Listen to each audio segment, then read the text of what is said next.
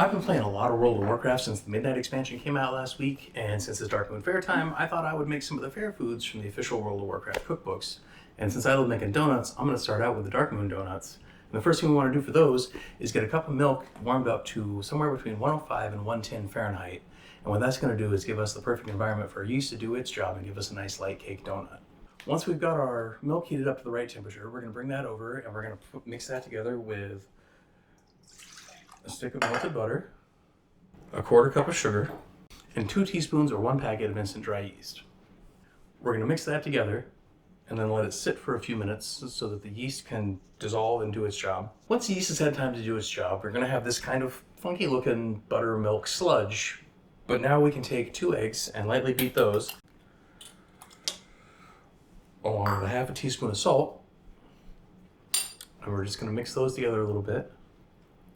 And now we can take our flour and add that into this mixture a little bit at a time until we get a nice pliable dough.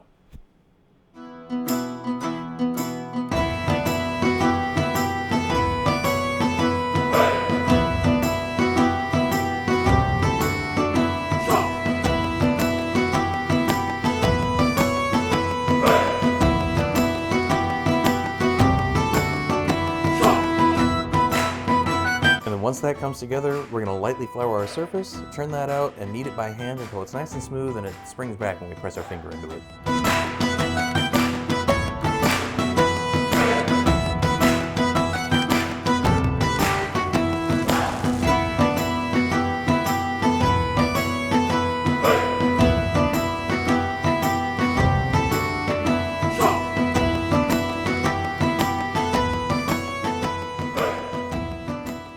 Now the recipe says to let this rise for about an hour, but I'm actually going to put it in the fridge overnight into a cold ferment because that's going to give us a nicer donut, and then we'll come back to this tomorrow. Okay, it's the next day, and I wanted to give the donuts a little bit longer, so I'm going to get started with the rest of the dishes from the Darkmoon Faire menu on page 12 of the new Flavors of Azeroth cookbook.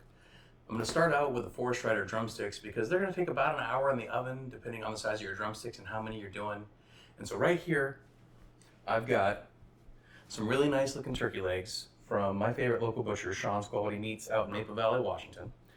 And to get those ready, we're going to hit them with a little bit of a spice rub that I've mixed up, and I'll get the ingredients and amounts here, and you can see those in the description below as well. But we're just going to give a nice heavy dusting of our spice rub here to these turkey legs. Rub that in a little bit, make sure you're not using your spice grabbing hand as your turkey rubbing hand. Now I cheated a little bit and used smoked paprika here because normally I would do turkey legs like this on the smoker and then finish them under like a broiler to crisp them up. And I wanted to have a little bit of that smoke flavor in there because I think that's a little bit closer to what it would be like at the fair. But we're going to get that patted on there, and that's looking pretty good.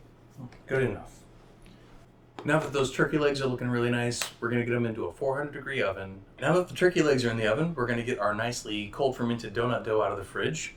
And I'm going to get that rolled out to about a half an inch on a lightly floured surface so that we can get a cutter and cut out our donuts.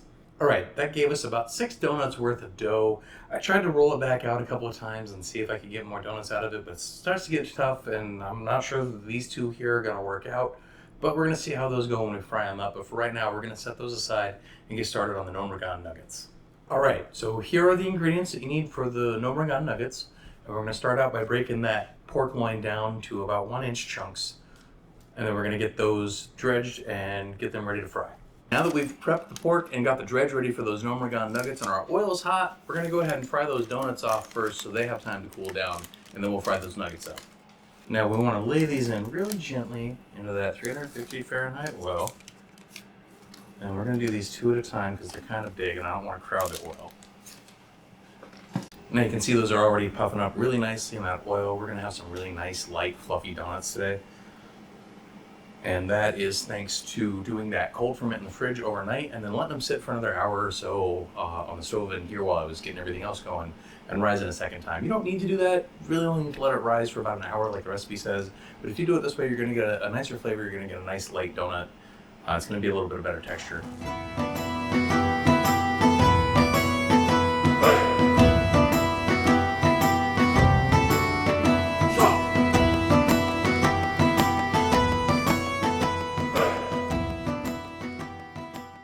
Okay, so we've got our donuts fried off, and those are on a wire rack cooling over on the other side of the kitchen. We're going to get these Gnomeregan Gnuggets dredged and fried up next.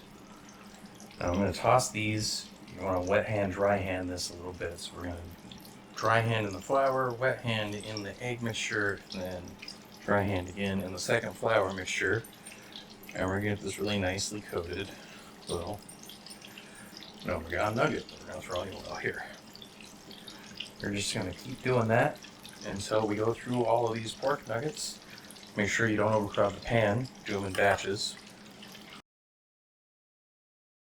So these have been cooking for a few minutes, and we're looking for this really nice golden brown here. You can see we're pretty much there on this first batch. So we're going to give those just a little bit longer to get a little bit more color on those last couple pieces, and I'm going to go ahead and get those out of there and onto this paper towel lined tray.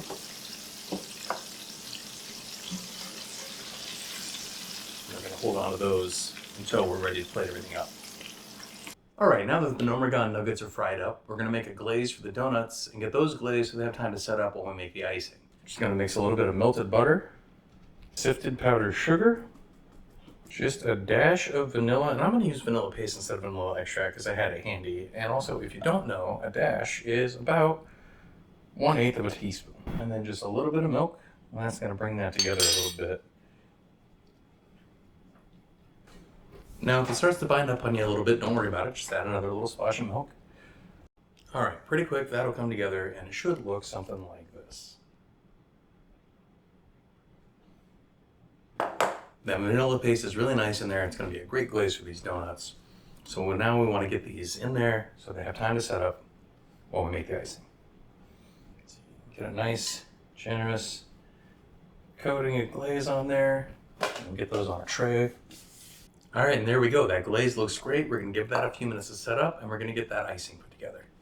All right, now that the donuts are nicely glazed, we're going to get a little bit of cream cheese and blackberry jam together in a bowl and mix those with a hand mixer just until they come together. And then we're going to sift in a cup of powdered sugar and a little bit of ginger, and then use a little bit of heavy cream at a time until we get a nice spreadable consistency, and it should look something like this. So the last thing to do is to pour up our Sasparilla Sinker and get everything plated up. I'm going to go with another local favorite, some Lopez Island Creamery Skagit Strawberry Ice Cream. Get a couple of scoops of that in our comically large mug here. And then I couldn't find a sarsaparilla on short notice, so I grabbed a soda from what has become my favorite soda company lately. That's 49th State Brewing's Alaska Frontier Soda. They're not a sponsor or anything, they just make a really nice soda. And there that is. That's looking pretty nice. I'm pretty excited about that. As I said, comically large mug, but that's half the fun. Let's get everything plated up.